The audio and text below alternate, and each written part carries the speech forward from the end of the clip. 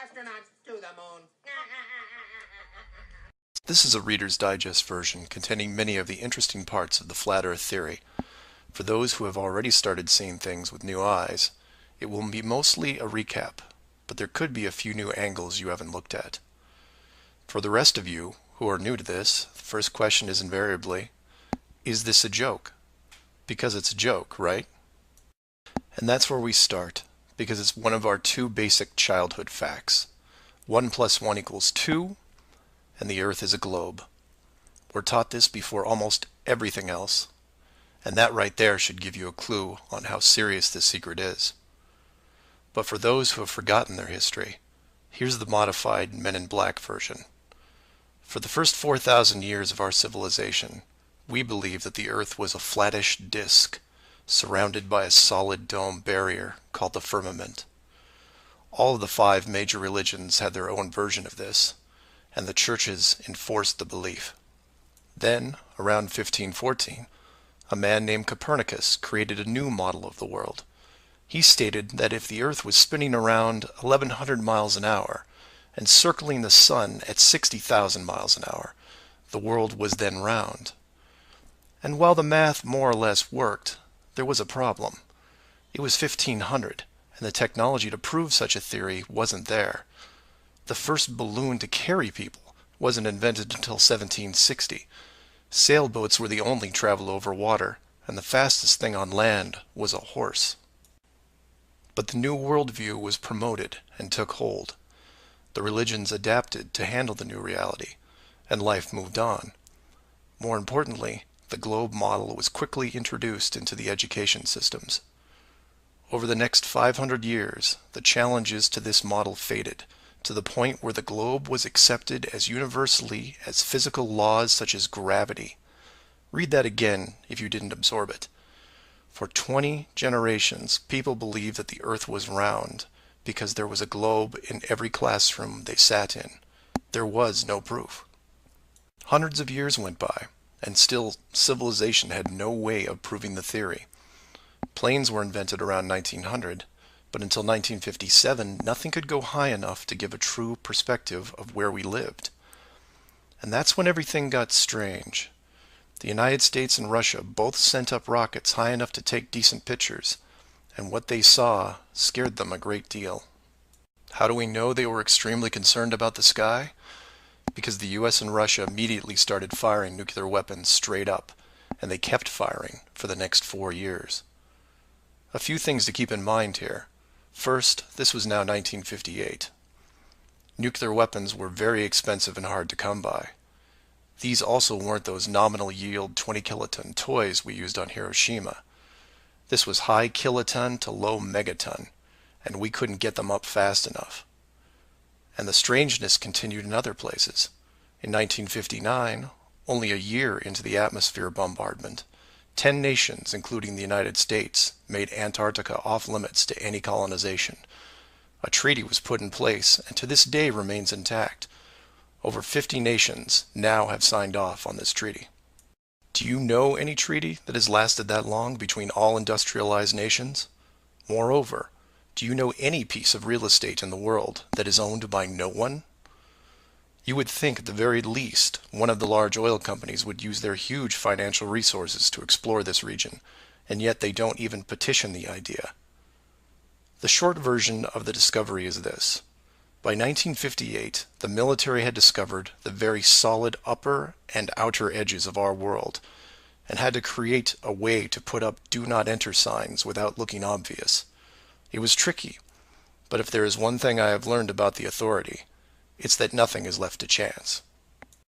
Most of the work had already been done for them, so their job was primarily in the details. The sky part of the dome was much higher than commercial air traffic, so the only thing they had to worry about there was the space program, which is immediately militarized. The outer border had the natural benefit of not only an extensive ocean, but a scaling decrease in temperature and a steady increase in iceberg frequency to discourage ships, all leading to a permanently frozen landmass that could not be used for any form of agriculture. This ocean and ice layout had worked well for thousands of years because the technology of the current civilization didn't evolve quickly. Sailors avoided cold weather seas whenever possible, and oxygen levels get low enough to harm people, even on high mountains. The brilliance of the design comes in the simple fact that human males are corrupted by power. Corruption so total, in fact, that they would rather hide the world itself rather than risk their power on it. You could theorize that kings and popes were told of the world a long time ago. Maybe an ancient scroll or book. Perhaps an interdimensional being told the tale of what the world looked like. But this was all but dismissed because even the most powerful leaders of the day couldn't reach the borders. And if they couldn't, what chance did the general public have? It's one thing to be told of the giant impenetrable dome, but it's a whole different animal when you finally stand right next to it. Then the tough decisions have to be made. Do we keep the secret? And how far are we willing to go to keep the status quo? Once they decided to keep the secret, no expense was spared. The rapid progression of rocketry science had to be addressed quickly, and so the moon missions were created. Matt from the NASA channel was right in his thinking that you needed the moon mission event to stage a picture of the Earth from deep orbit, and that couldn't be more true. Establishing NASA as the frontrunner of space exploration also diverted people who would have otherwise created their own space companies for profit. The best engineers, technicians, and pilots were recruited to the NASA space program. Once there, they were compartmentalized on a need-to-know basis. The astronauts know of the deception and are sworn to secrecy under the penalty of whatever motivates them.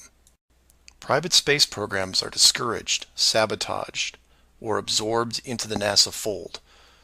Private sector spacecraft are just not going to be allowed for several reasons. The most obvious is the collision with the dome itself. The telemetry data from such a mission would show an impact failure at a certain altitude, and if repeated, would raise questions NASA just isn't prepared to answer. There are 3 perpetual questions about our world that can't be eliminated, but avoided at all costs. These are the questions you should ask yourself and others if this protective layer is going to be lifted. I'd like to preface this with a thank you to Max Malone, a conspiracy hardcore who has a knack for boiling down debates to a single paragraph whenever possible. It was he who said, after over 50 years and thousands of hours of space travel footage, both by NASA and other countries, there is no exterior shot where the astronaut completes the simple act of panning the camera 180 degrees, let alone a full 360-degree sweep. This has never happened on any moon mission, exterior space station, nothing, ever. Statistics will tell you that this would have already happened by accident years ago, but it hasn't, and it won't. This is because of the rule they cannot break, the same rule that applies to television set shows that never show the fourth wall. Why? Because there is no fourth wall. Number 2. When you search online for pictures of the Earth from space, 95% of what you will see is a collection of artificial composite shots. In 2000, when I did this search, there was exactly 1 picture by NASA showing the bottom part of Africa and Antarctica. Now that picture is hidden within hundreds of simulated images. There are HD cameras everywhere, and no one is taking a shot of the Earth, because you can't get enough altitude to do it. Number 3. The commercial air travel routes for the southern hemisphere are wrong. This is an easy thing you can check out in 60 seconds. Take a map reading of the distance between anywhere near Australia and anywhere in South America. It's a straight shot across the South Pacific. Now find your favorite travel site and try to get there non-stop. See what happens. The routes start turning ridiculous. I used to business travel for years, and I've never seen anything like it. It's the one thing in the general public world they can't hide, the actual distance between these two places. On a round world, the flight is easy, just a straight shot across an ocean. But on a flat world, it becomes the greatest distance between 2 points. There are no shortcuts, so they distract you with multiple connections and layovers. It's only blind luck that the United States was in the northern hemisphere. Otherwise, the increased traffic would have raised eyebrows by now. I know, I know. It's madness. It's lunacy. There are people who will tell you straight to your face that all the leaders of the world are lizards, and yet these people laugh out loud when you say the words flat earth. I was, and still am, a huge conspiracy guy. I literally ran out of new tin hat topics to research, and I still wouldn't look at this one without embarrassment. But every time I glanced at it, there was something unresolved. And once I saw the near perfection of the whole plan, I was hooked. Do your own homework. Ask the questions. Get past the possibility and see if you can move into an even bigger picture. Like who built the dome and why. That's where it starts to get really interesting and things start opening up. I know I said years ago that the greater good was something that should be preserved, that JFK, Pearl Harbor, and 9/11 were inevitable. I still believe it, and I understand the decisions. The globe illusion, however, has run its course over the last 500 years. It's time to start again. If that means we end up getting the attention of who or what created this place and force the reset of the world, is that such a bad thing? Astronauts to the moon. Flat Earth Clues Part 1, The Empty Theater. This is part of a series of clues that can help you get your head around both the design of the flat Earth system we live in and who has been involved in the deception to hide it from you. The clue you have to look at is built upon another conspiracy that has been around for decades, namely the space program.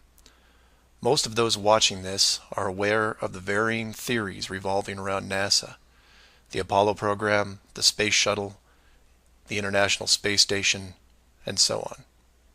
The clue itself isn't based on one of these highly debated topics, but the lack of one, more specifically, motion pictures based on actual events. This, like others in the series, is something you can check out for yourself. Everything you need to reference this is online. To begin, think of all the movies involving space travel that you've seen in your lifetime. You'll start with the obvious: Star Wars, Star Trek, Alien, just to name a few. In fact, if you go through your own personal list, you could probably come up with over 100 different off-world movies without breaking much of a sweat. That part is easy. For the second group, try to come up with space movies that aren't fantasy-based. You'll get a list that has Red Planet, Gravity, Mission to Mars, 2001, things like that. These films will usually take on a not-so-distant future theme, and where we could be down the road. And it's still a pretty good-sized list. These first two groups of films are encouraged by the authority, because they reinforce the globe model through assumption. The entertainment system demands that the globe view and solar system concept is a given. Therefore, the actual worldview must also be true. Or to put it another way, if you're using your suspension of disbelief as you watch a movie like, say, Gravity, then subconsciously you're reinforcing the movie right on top of the real world. The more of these movies you watch and enjoy, the more the lines blur between what you want to believe and what you actually know. Watch enough movies about Mars, and you will be less astonished when NASA announces an actual mission to Mars. Same with the Moon, other solar systems, and so on. Releasing the movie 2001: A Space Odyssey in 1968, right before the actual moon missions, was no accident. It took the greatest director of all time 5 years to make, and several people who saw the theater screenings claimed that many military groups were listed in the credits, only to be removed years later. But 2001 is just a side note of this clue. For those who really want to dig into Stanley Kubrick's hidden vision, I highly recommend the documentary Room 237. A link to it is below as well. Now you are aware of the first two groups of space films. There are those that contain generous amounts of fantasy, and those who try to paint our near future. These two groups are easy to find. The third group is a challenge, and again, that's where things get interesting. The moon missions concluded in 1972, and even though it's still considered the greatest achievement by mankind, no fact-based movies were made regarding it until The Right Stuff was released in 1983. Now you might say that it had only been 11 years, and maybe it was tough to get the rights, and so on. But that's not what made the film interesting. The movie ran extremely long for 1983, coming in at 3 hours and 12 minutes. It was an exhaustive look at the astronaut selection process, the competition, and the training facility itself. But when the credits rolled 3 hours later, chronologically, they had only gotten to the low Earth orbit missions. Just for fun, Google The Right Stuff movie and see how many spacecraft you can find. It won 4 Academy Awards and did a great job at the box office, but the Apollo missions were never touched. The only other major motion picture that involved the actual moon program was Apollo 13 in 1995, a full 12 years later. Apollo 13 only covered a single moon orbit and no landing or close-up reference to the previous missions below them. And after 1995, that was it. Nothing.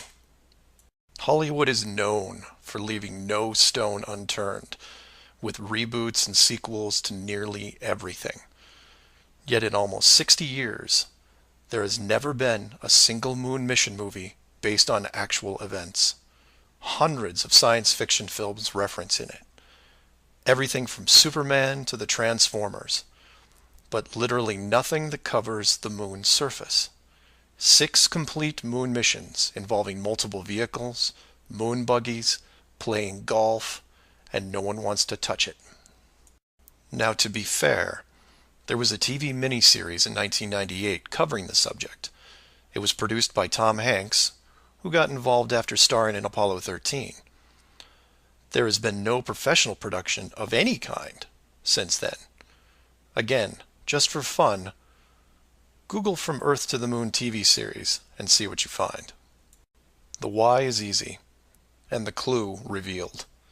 If Hollywood makes a movie about the moon landings, and it's indistinguishable from the real thing, then how do you know which is real?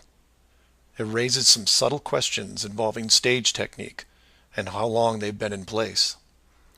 If Hollywood could fake it now, then when did they first have the ability?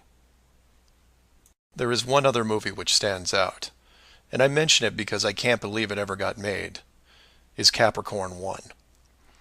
The film's plot involved the faking of a Mars mission and how it could be accomplished. In short, it's part of the Conspiracy World Bible. I highly recommend it, and the link is below.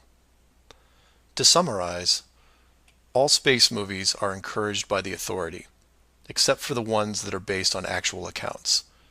Those are not allowed. The moon program has been buried in entertainment because the moon cannot be reached. It's either outside the barrier or just a highly rendered image, like any planet you see when entering a video game. The world is flat, and this is just one clue. So do some of your own research and ask questions. Astronauts to the moon. Flat Earth Clues, Part 2, The Bird Wall. This is part of a series of clues that can help you get your head around both the design of the flat Earth system we live in and who has been involved in the deception to hide it from you. This clue revolves around one of the most remarkable men you may have never heard of, Richard E. Byrd, and his relationship with Antarctica and the secretive missions he carried out there until his dying day. Some of you have followed the legend of Richard Byrd through the Hollow Earth theory. We aren't going to be covering any Hollow Earth in this video, but instead focus on the man and his involvement with the South Pole. The Reader's Digest version of Richard Byrd is as follows. Born in 1888, he became an American naval officer who specialized in feats of exploration. He was a pioneering American aviator, Medal of Honor winner, polar explorer, aircraft navigator, expedition leader in the worst environments in the world, and the youngest admiral in the history of the Navy. In addition, his list of awards takes up several pages in Wikipedia, including 3 ticker tape parades in his honor. In short, he was Indiana Jones on steroids.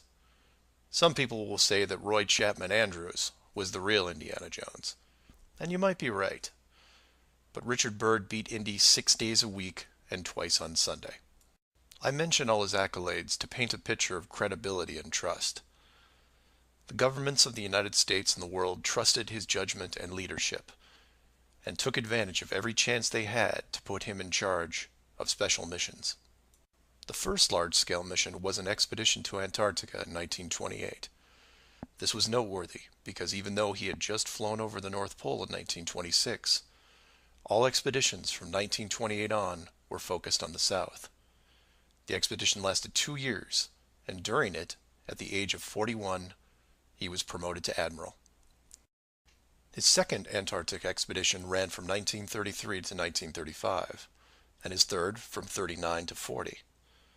While in Antarctica, he was also an advisor for other countries who had their own expeditions, including England, France, Germany, and building off previous countries' expeditions from Belgium, Japan, and Sweden. He then helped lead U.S. Navy fleet operations in World War II, was present during the Japanese surrender in 1945, but then something strange happened. He went back to Antarctica. Now, some of you aren't surprised because he'd been there since 1928, and I agree with you. It's the how that's interesting here. His fourth trip to Antarctica wasn't an expedition. It was a military operation called Operation High Jump. Commanding an entire aircraft carrier group that included 13 support ships, Admiral Byrd led 4,700 men to the South Pole, for reasons that are still shrouded to this day. Some say they were chasing the remaining Nazi fleet, even though Germany had surrendered a full year earlier. Others say there was a Nazi base established in Antarctica during the war, when Admiral Byrd was absent. None of these theories are important for this video. What we do know is that the U.S. had sent an excessively large military force to the ice, all under the guise of peaceful intentions. During this operation, Admiral Byrd told a Chile newspaper this: "The most important result of his observations and discoveries is the potential effect that they have in relation to the security of the United States. The fantastic speed in which the world is shrinking," recalled the Admiral, "is one of the most important lessons learned during his recent Antarctic exploration. I have to warn my compatriots that the time has ended when we were able to take refuge in our own isolation and rely on the certainty that the distances, the oceans, and the poles were a guarantee of safety." After the operation, Admiral Byrd toured the States and gave interviews, the most interesting of which is a national television show in 1954 called The Longines Chronoscope. A horrible name, but a decent show. I've added a segment of it at the end of this video and linked it in the description. During this television interview, he first spoke of an area beyond the South Pole as large as the United States, which no one had set foot on yet. He then went on to say that there would probably be expeditions year after year because the U.S. government had really become interested. The interviewers then probed as to why the interest in the South, when any perceived military threat from Russia, keep in mind this was 1954, would be from the North. He went on to say that it was the most valuable and important place in the world for science. It involved the future of the nation, an untouched reservoir of untapped resources, including coal, oil, minerals, and uranium. He added that at the time of the interview, there were 7 nations currently engaged in Antarctica, including Russia, Australia, Argentina, Chile, and New Zealand. During the interview, the Admiral talked about planning the next military mission to Antarctica. It was called Operation Deep Freeze and ran from 1955 to 1956. The mission was completed, and he supposedly returned home. Now this is where you come in and say, so what? And normally I'd agree with you, except for what happened next. Nothing happened next. The missions just suddenly stopped, and that was it. No other expeditions, military or otherwise, were conducted on the continent, ever. Then a treaty was put in place banning any country from doing basically anything. The end. And if you're wondering what you're missing, it's this. Admiral Byrd goes on television, says that this massive body of land, most of which sits on a plateau 2 miles high, is rich with every resource you could ever want, energy rich, pristine, with no indigenous population or plant life, and every country that has sent teams is ready to carve it up like a big turkey. Not to mention, there's an expanse of land larger than the United States they haven't even looked at yet. And out of the blue, everyone just calls the whole thing off? There are no environmentalists in 1959. This is land of diner food and 20-cent gas. I'm calling total BS on this one. The dollar value of the initial resources find would have fueled armies of greedy companies. So what happened? They found the edge, that's what. And the last thing they were going to do was let unsupervised companies near it, regardless of the money. Even if it was hundreds of miles away, you couldn't allow resource corporations even into a safe area, and then years down the road as they expanded, tell them, oh, sorry, you can't go beyond this point. When the companies would ask why, what would you tell them? And now the interior of Antarctica is off limits, with no revisions until the year 2041. You can take tours of the outer islands, but there is a hidden line, enforced by the military, that you will not be able to cross. Because the interior is actually the exterior edge. It's there, it's hidden, and it's protected. The Earth you live on is flat. So do some of your own research and ask questions. Please feel free to email me at msargent23@comcast.net or 303-494-6631. Our very distinguished guest for this evening is Admiral Richard E. Byrd. The North Pole used to be a no man's land, but these are the days when, by buying a ticket on a commercial airliner, you can fly across the North Pole and drink a cocktail at the same time. Yet only 70 or more years ago, about 35 years ago, our guest tonight found out whether there was any land north of the North American continent. He made that first discovery flight, and I must say that Admiral Byrd, our guest tonight, is not only our greatest living explorer, but he's been an inspiration to countless Americans. Admiral Byrd, you've been to both the North Pole and the South Pole. Is there any unexplored land left on this Earth that might appeal to adventurous young Americans? Yes, there is. And not up around the North Pole, because it's getting crowded up there now, because they find out it's really usable, not only to live in, but militarily. But strangely enough, there's left in the world today an area as big as the United States that's never been seen by a human being. And that's beyond the pole on the other side of the South Pole from Middle America. And I think it's quite astonishing that there should be an area as big as that unexplored. This is a tremendous So challenge. there's a lot of adventure left down at the bottom of the world. Admiral, an expedition to which I believe you're the advisor is now en route. What is that expedition doing? Well, that's the icebreaker Atka, and it's a reconnaissance expedition. It's going down to the South Pole area to make certain observations and to look for some bases. They will be back in April, and they will report back, and upon the information we get from that undertaking, we will base the bigger expedition that's to follow. Is that very definitely planned, or is that... That is being planned right now. So I'm willing to say to you that there will be a number of expeditions that will follow, I think, year after year, at the bottom of the world, because the government has really become interested. Well, Admiral Byrd, I can understand, I think everybody can, the interest in the North Pole because it's so near our greatest challenger, Soviet Russia. But why this interest in the bottom of the world? Nobody living down there, is there? No, it's pretty cold, There's only one permanent resident, that's the emperor penguin. The little ones live further north. I tell you one reason they're interested. It's by far the most valuable, important place left in the world for science. That's why the scientific groups all over the nation are really interested.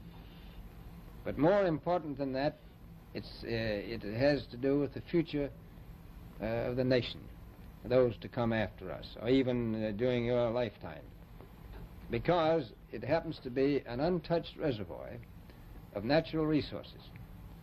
And, you know, as the world shrinks with an ever-increasing acceleration, far-flung places, once useless, like we thought the North Pole was, and no man's land, become very useful. The bottom of the world will be important, not only to us, but to our allies. I was going to ask you, does it have military importance? It has some, and as the world shrinks, it will continue to shrink with an ever-increasing acceleration, thus bringing these places closer. And in the future, I can see a time when it will be very, very important strategically. Well, has the development of air power increased the strategic importance of places like the oh, very much Palma Peninsula, was it? Very much so. Even now, if anything happened and we lost the Panama Canal, we would have to control the islands just north of Antarctica, which are part of Antarctica. Then between there and Cape... Admiral, you speak of the resources of Antarctica. What are they? What are the natural resources there? Well, we've found enough of coal within 180 miles of the South Pole in a great ridge of mountains. It's not covered with snow, enough to supply the whole world for quite a while. Well, that's the coal. Now, there's evidence of many other minerals.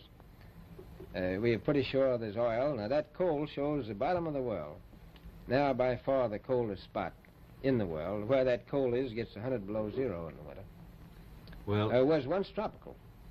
So we think there's oil there, and there's evidence, probably uranium there. is it any secret, is there uranium there? That would be the only thing that would be practical to actually go after, I suppose. Everything else would be economically unfeasible, wouldn't it? Well, as we recklessly expend our resources, the time will come when we'll have to go after that stuff down there. Well, you know, I avoided what you said about uranium. I'm not sure about that. I don't want to have the world fighting over the Antarctic. And Robert, is there a competition among other nations to try to get information about Antarctica and possibly to secure some of these resources? Well, yes. There are now 7 nations very much interested. Russia is interested tremendously. That I'm sure of. Australia has an expedition down there. The Argentine, the Chile, New Zealand, Britain, and so on. Now, you can understand those people down there being interested because they live down there. The New Zealanders, the Argentinians, the Chileans, and Australians. And so we don't do much about claiming anything. Admiral, you make this sound a little crowded.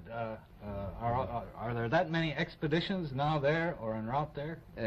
Well, you know, as I said, it's the most peaceful place in the world, but I don't think it will be for long because of this intense interest on the part of other nations and this nation. Astronauts to the moon. Flat Earth Clues, Part 3, The Map Makers. This is part of a series of clues that can help you get your head around both the design of the flat Earth system we live in and who has been involved in the deception to hide it from you. This clue looks into the USGS, otherwise known as the Map Makers of the World, and a few surprising things that they and others have in common with the flat Earth idea. All the reference links are provided in the description below, and I encourage you to check them out. For those of you outside the United States, USGS stands for United States Geological Survey, a scientific branch of the U.S. government. Formed in 1879, and with the help of the ever-expanding American Empire, they quickly became the premier map makers of the known world. Currently, they have around 9,000 employees and an annual budget of over $1 billion a year. They also have extensive science departments covering biology, geography, geology, hydrology, and many programs tied to them. Their motto since the 1990s has been Science for a Changing World, and I'm going to show you how true that really is. What does this large, really boring government group have to do with the flat Earth? To understand that, you have to look into their origins, which is in geography. To do this, you'll need to open another page that specializes in maps. The maps you see in this video are from Wikipedia, but there are others you can reference as well. The wiki list of map projections isn't much to look at as a whole, although there are a number of interesting takes on the world view. Not only do they have just about every perspective when it comes to the land we live on, but some detailed information on where the map originated, including name type, the origin or creator, and the year the map perspective was proposed. Now some of these will be very familiar, especially the ones that you would see on your classroom wall. There are a number of variations here, but the one that has been debated on recently would be this one, the Gauls-Peters, which accurately shows the size difference between the continents, the most obvious clue being that the white continent of Greenland is actually tiny compared to Africa. But I digress. If you keep going down through all the different shapes, you'll get into circular maps, but only one of these is a top-down perspective that shows the continents in the center surrounded by an unbroken ring of ice. In Wiki, it's called the azimuthal equidistant, and just to make it easier, I'm going to abbreviate and call it AE for short. Why is this map so interesting? Well, if you're looking at the Wiki page, you'll spot a few reasons. The first is that in the notes section of the map, and I quote, "Used by the USGS in the National Atlas of the United States." It also mentions that it is used as the emblem of the United Nations.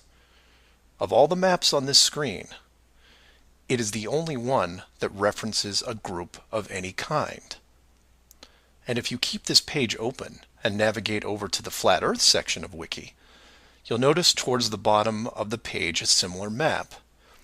I've referenced it here, and you can tell quite easily it's identical, but not referenced or linked as the AE model.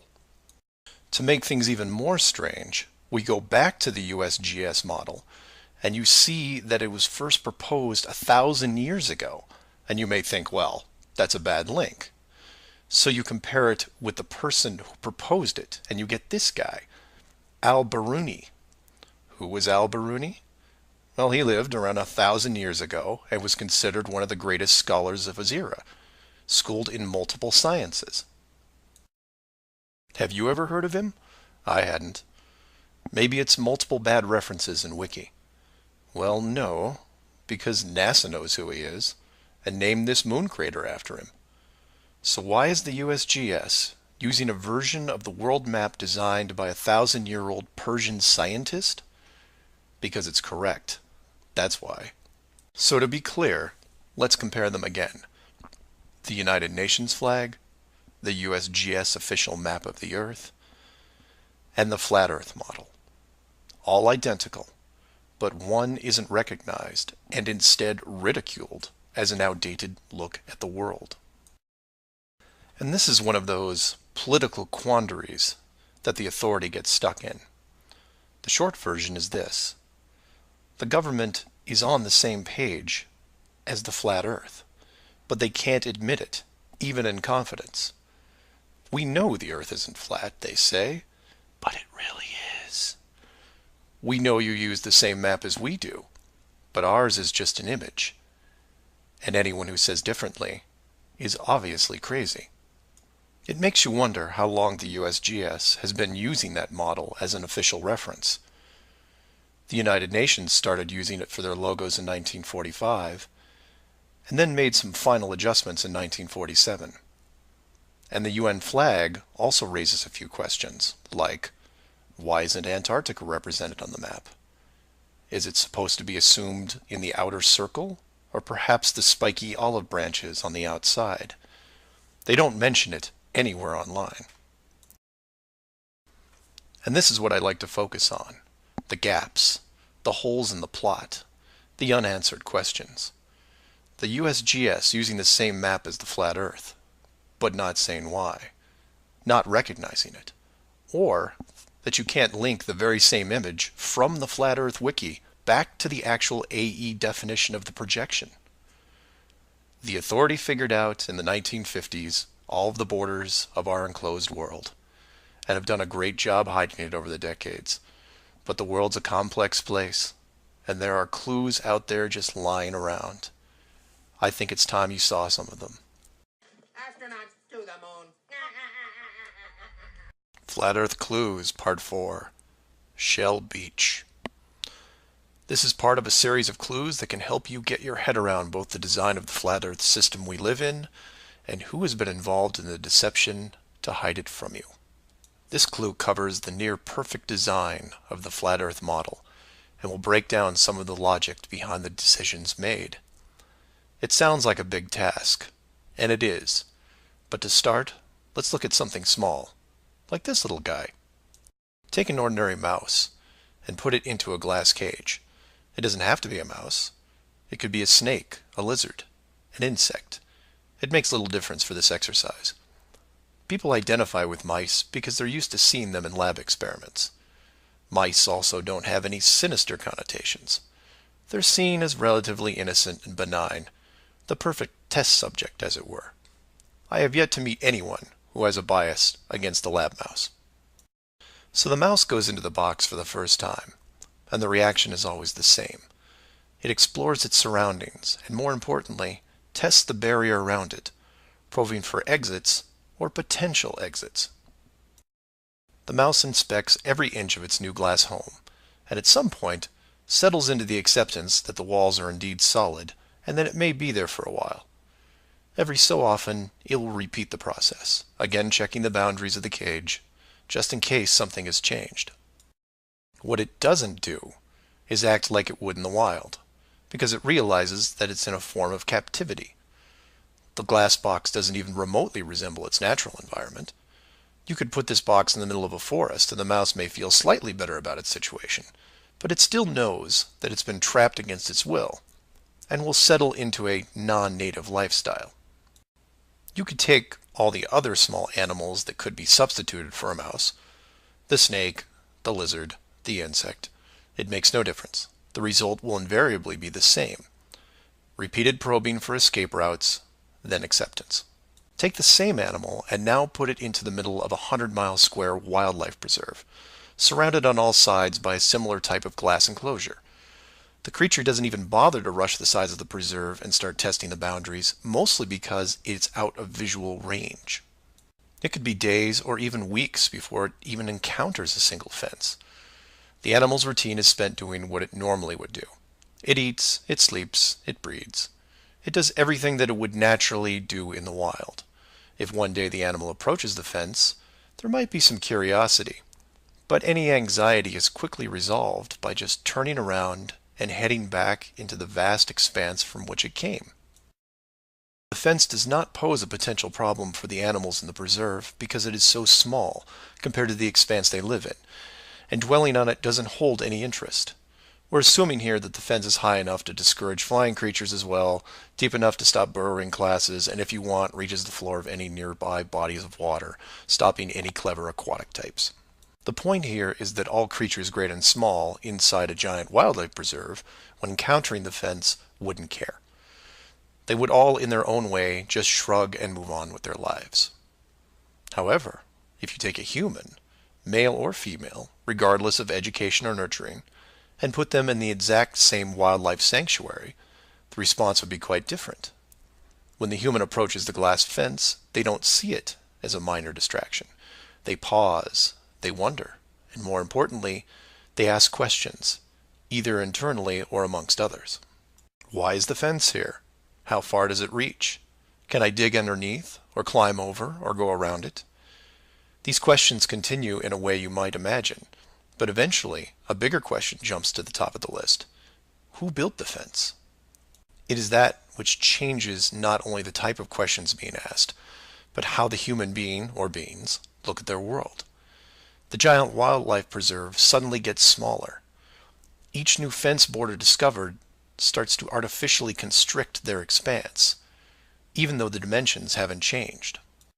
Before long, the preserve, their home, loses some of its relevance. The fence is a reminder of the unknown. It provokes fear and endless speculation within the human. Given enough time, the importance of the preserve continues to be reduced, especially in relation to the fence. And the reason why it's so engrossing for the human is simple. It's there. It's real. They can see it, and maybe even touch it. Adding more humans to the equation increases the disparity of this situation by orders of magnitude. Have you seen the fence? Do you know how long it's been here? Have you ever known anyone that's been outside it? It's older than us. Who is responsible for the fence? What can we do to appease the group that created it? You can see what this might lead to. A long-lasting group hysteria would entrench itself within the population, grab hold and never let go.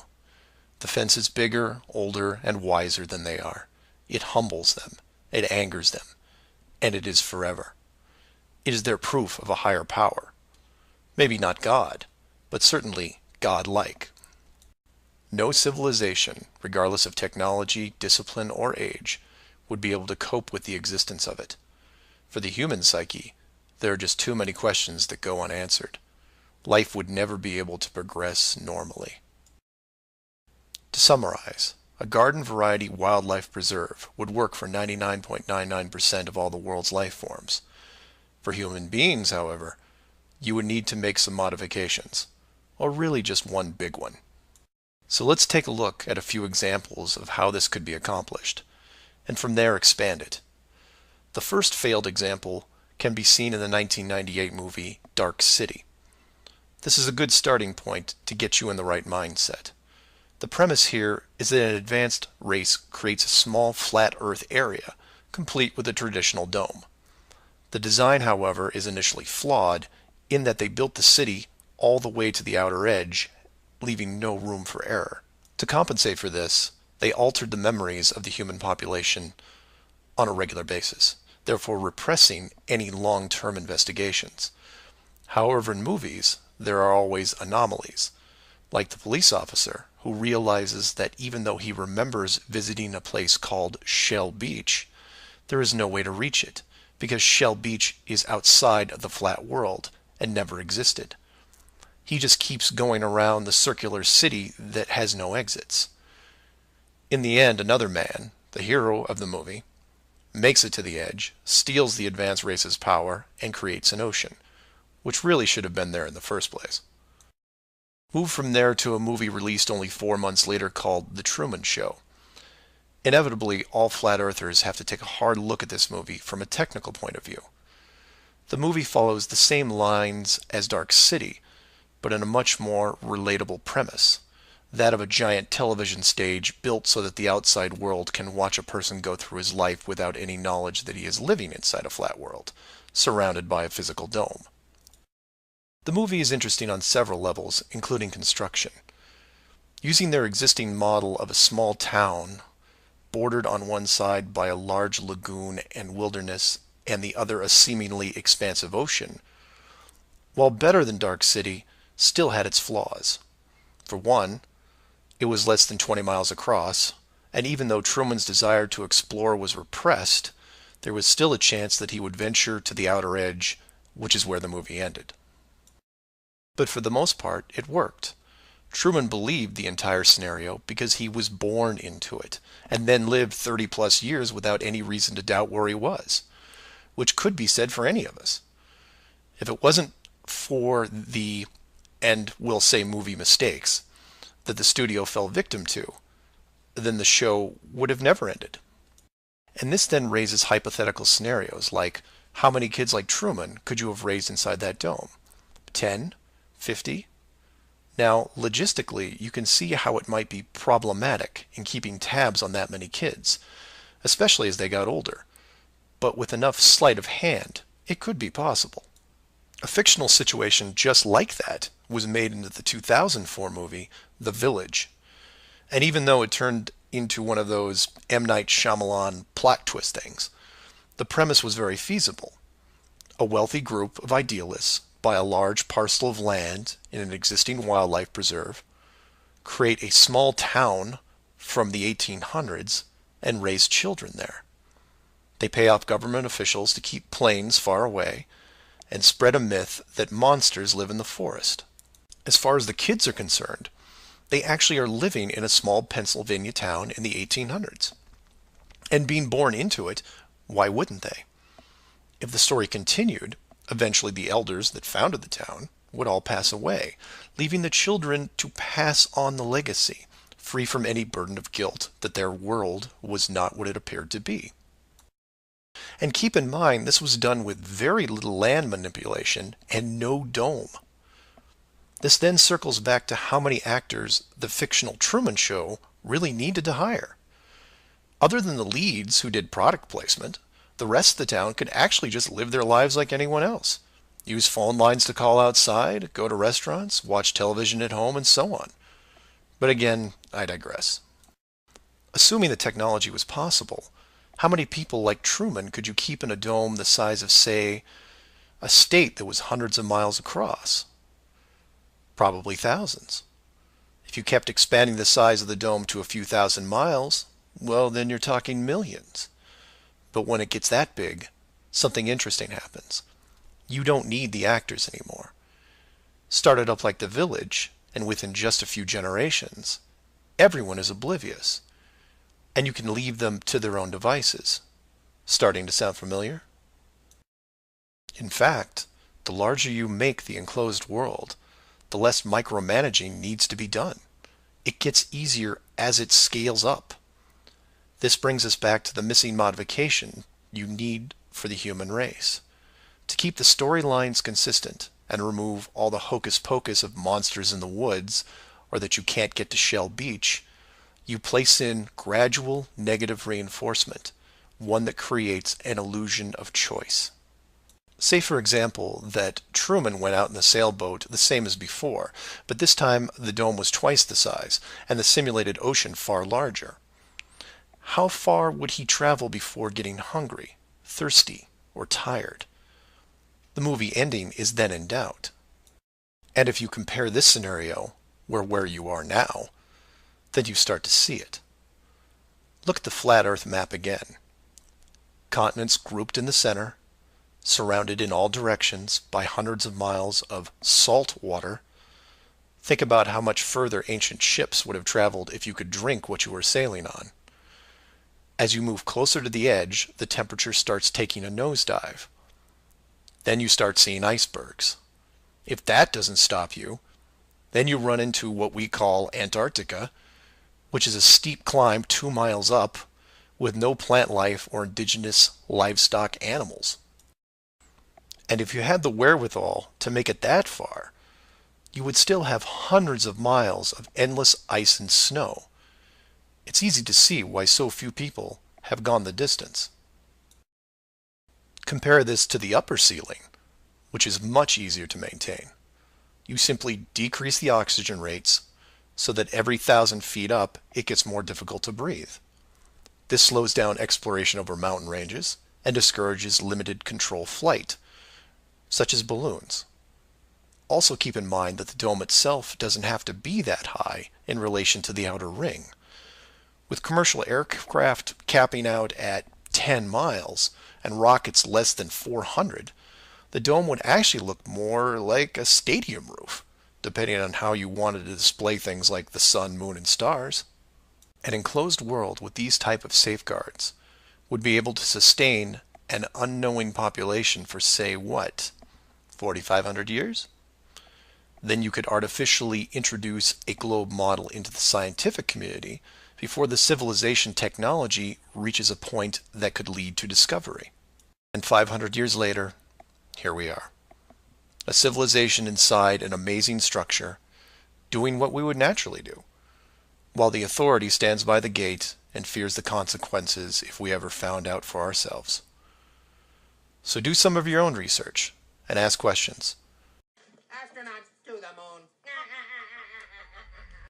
Flat Earth Clues, Part 5, The Status Quo.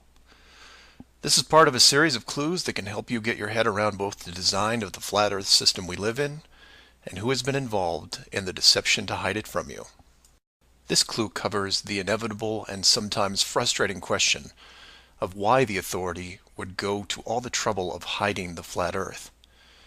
My hope here is to show you different angles and a progression of events, all of which lead to a very changed world, both physically and mentally. To open, we have to go way back to when the world was a much more simple place. You had your 5 major religions, including Buddhism, Hinduism, Judaism, Islam, and Christianity. Each of these groups had their own version of what is known in Genesis as the firmament, or the flat circular world enclosed by a solid dome-like barrier from where the creator, or creators, looked on. I'm not going to explore all the subtle differences between the groups. Suffice it to say that it's interesting that despite their differences that led to acts of horrible violence between them, there was no real Earth model debate. So around 500 years ago, the science community, led by Copernicus, who probably had a little help, introduced what we now know as the heliocentric, or globe model of the world, which in turn changed the solar system, galaxy, and so on. The religions, seeing that this globe model was gaining popularity, feared a loss in the fan base, so they all adapted their religion to include the globe model. From their point of view, it was a small change from a circular to a globe world, and really, in a few generations, who would remember anyway? So the churches, mosques, temples wrapped up their flat Earth model in a metaphoric soft cloth and put it in the drawer with the good silver for safekeeping. Remember this, because we'll come back to it later. And hundreds of years went by, with science promoting all the aspects of the globe, and the religions promoting their beliefs upon this globe. The world kept spinning, so to speak, and everyone was happy. Then in the early part of the 1900s, you get this pesky explorer named Richard Byrd. He has family money, all the right connections, and secures basically unlimited funding and the government green light to probe every piece of unseen territory there is. It was inevitable, I guess. A young man who has an unquenchable desire to see all that there is to see, and then granting him the tools needed to accomplish this goal. He pulls a Truman and gets lucky, crossing the vast salt ocean, avoiding the icebergs, arriving at the frozen coastline, and he keeps going. He was never going to stop. One day, after crossing hundreds of miles of high-altitude ice and snow, Admiral Byrd sees it, a barrier. And to him, it's just a barrier, not the barrier. He is but a tiny speck in front of it. It stretches out on both sides as far as he can see, and straight up so far that he can't discover the beginning of the arc. The great explorer now has a new challenge, finding the shape of this thing. It's much like a blind man describing the elephant. Until you feel out the whole thing, what do you really know? If you look at the AE, or Flat Earth Overhead Map, you see the problem. To even determine the scope of the outer wall, you have to circle it. It would have taken months, if not years. You could use a series of ships going in opposite directions, or planes, but there are refueling stations that need to be built, and so on. His task was challenging to say the least. Admiral Byrd kept laying the groundwork of the great discovery until his eventual death in 1957. A year later, the United States and Russia found the upper edge. From there, the math was easy, and moreover, you could actually see the real world. Then, of course, there is the decision, or deception, depending on how you looked at it. The authority made the call to hide the actual shape of where we live, then sealed off the outer edge from prying eyes, and created the space program not only to reinforce the globe model, but to control it. There was really only one reason they cared about this, and it takes a while to process. So let's look at the immediate effects of actual disclosure and work our way up to the authorities' biggest fear. For this exercise, we'll look at releasing the news today instead of, say, 1958. Well, 1958 would have been easier it's much more relevant and entertaining to explain it in modern terms. We start with a press conference by, let's say, the United Nations, who have discovered that the world is indeed enclosed in a giant high-tech dome of unknown origin and age. The public reacts with wonder and awe, trying to take in the sheer scope of this announcement. Facebook crashes, Twitter crashes, entire mobile networks crash. It's like hitting a beehive with a sledgehammer. News organizations around the world send teams to the outer edge to confirm the finding, and the general public is glued to their media devices. That's the good news, the excitement, the revelation, the positive shock. Then the bad news starts coming in waves, some of which you might not expect. The first is the immediate disbanding of NASA and all other world space programs, for obvious reasons. Most governments will secretly pardon these groups and keep them immune from class action lawsuits, the lawsuits themselves coming from NASA investment groups, claiming fraud. Regardless, everyone at NASA, despite their good intentions, is out of a job overnight. And this is where you would say, good, they deserve it.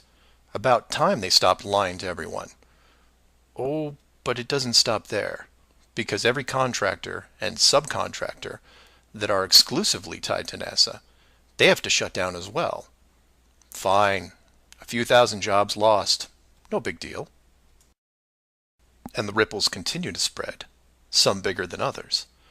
Observatories all over the world closed their doors, and the reasoning is this. If you've been looking at the ceiling for decades and couldn't tell it was a ceiling, then what good are you? Every university in the world that has an astronomy or astrophysics program, well, they don't anymore. Stephen Hawking, his book writing days are over. Carl Sagan, no more Nova in syndication, I guarantee it.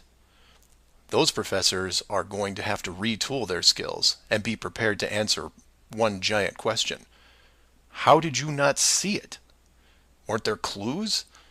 People start finger pointing, and it will continue for years. And still my fellow flat earthers will say, well, hell, that doesn't sound too bad. So some nerds around the world lose their jobs. So what? You don't get off that easy, is what. The finger pointing at the now defunct NASA will then turn to finger pointing at the government, who directed the whole thing. This is where we run into some dangerous ground, involving things like the Ark of the Covenant, the Holy Grail, and the Ring of Power. And you say, you lost me.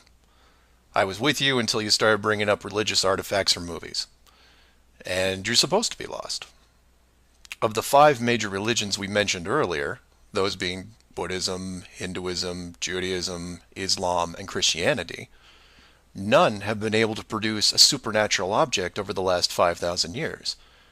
And trust me, it would be beneficial to do so. The Ark of the Covenant would benefit Judaism, the Holy Grail Christianity, and the Ring of Power, well, that benefits someone else. Maybe I'll leave alone for now. The point is that all religions are actively seeking their leverage against science. You've heard of the division between church and state. Well, here it is. Advantage church. The barrier becomes a giant religious symbol, and since it is backed by the Big Five, it also becomes universal. The Big Five then go into their drawer with the good silver and pull out this belief that was forgotten but not lost, and say, we knew it all along, and science lied to us. Temporarily, all religions unite against science, who has been only moderately weakened by the removal of their astronomy and astrophysics divisions.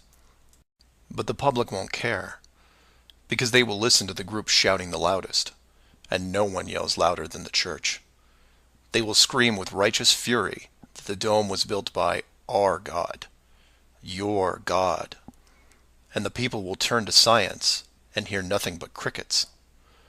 And that's where the world changes, because in times of great stress, the public will want words, and while religion has no shortage of them, science simply is incapable of taking leaps of faith.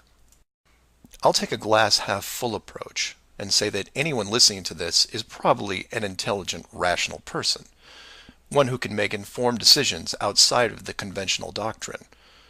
But for every one of you, there are hundreds, if not thousands, of mouth-breathing troglodytes who will not walk but run to the respective house of religion and say, "You were right about this. What else can you teach me?" This is what fills the current authority with pause. The unknown response to that question. Will religion take the high road and work with what remains of science to discover the truth? It's possible, I suppose. It's also possible that religion will combine this technologically advanced society with a revitalized and aggressive doctrine that then transforms daily life into something that makes the book 1984 seem like a Saturday morning cartoon show. I'm hoping that mankind will prove me wrong, but so far, that isn't the case. Astronauts to the moon. Flat Earth Clues Part 6. Depth Perception. This is part of a series of clues that can help you get your head around both the design of the flat Earth system we live in and who has been involved in the deception to hide it from you. This clue looks into the inevitable design question below the surface, or more specifically, how thick the flat Earth design would need to be. To start, let's quickly recap the design features so far. A basic dome structure made up of advanced high-density material, thousands of miles wide, and at least 100 miles in height. The ceiling of said structure being projected upon by an ultra-high-definition system using super LED technology and a combination of 2D and 3D imaging to simulate all celestial bodies, including sun, moon, stars, and so on. This ceiling is then protected by a scaling decrease in temperature and oxygen levels to the point where human life isn't naturally sustainable above 4 miles. The lower surface of the dome structure consists of an organic layout of continents grouped at the center, ensuring that no land bridge exists to the outer ring. This is then surrounded by hundreds of miles of salt water in order to limit sea travel. The salt oceans are then adjusted with a scaling decrease in temperature as the outer area is approached, to the point where salt water freezes, forming icebergs, further reducing sea travel. The outer ring is then elevated to a height of 10,000 feet, reducing oxygen levels, and a buffer zone of 300 miles is created. This zone is devoid of all life forms that could be used as food, further discouraging land travel. That all sounds pretty good, but we left out one thing: depth. Keeping human beings away from the ceiling is easy, because it requires higher technology. Protecting the outer ring is a little more difficult, but can be accomplished with layers of negative reinforcement. Protecting the actual common ground is a different challenge, because digging is basic. Everyone knows how to use a shovel, and most construction requires a generous amount of digging. In addition, natural resources such as coal, oil, minerals are harvested through large-scale digging operations. So it's safe to say that any human population is going to be digging a lot of holes, because it's easy and it's necessary to continue their way of life. That being said, how thick would you need to make the flat Earth model so that people didn't accidentally dig their way through?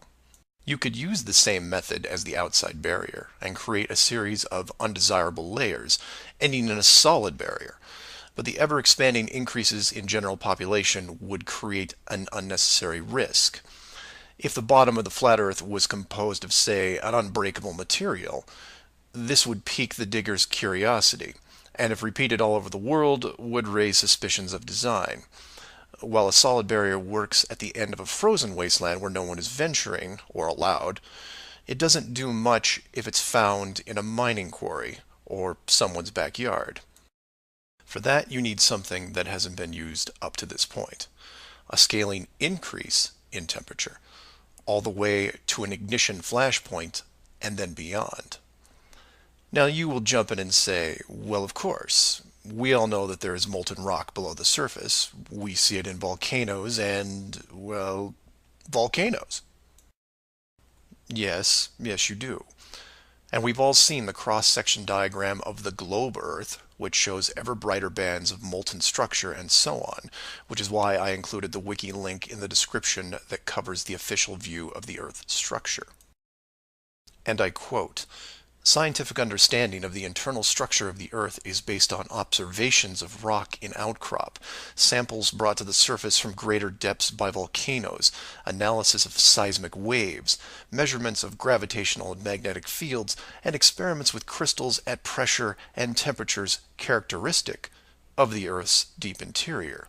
In short, they have no clue on what's below them. None. In fact, the deepest holes ever drilled, which I've also linked in the description, only go down 8 miles. To repeat, no one has gone below 8 miles anywhere. And every drilling survey is the same, a scaling increase in temperature to the point where drill bits stop working. And you come back and say, but volcanoes. Yes, there are volcanoes, holes in the earth where molten rock is produced, under pressure, I might add. Certainly that can't be artificially created. No? We can melt rock right now. It's called a smelting plant. What do you think your car is made out of? Melted, reformed, and polished rock. We have the technology to do this. It all comes down to scale.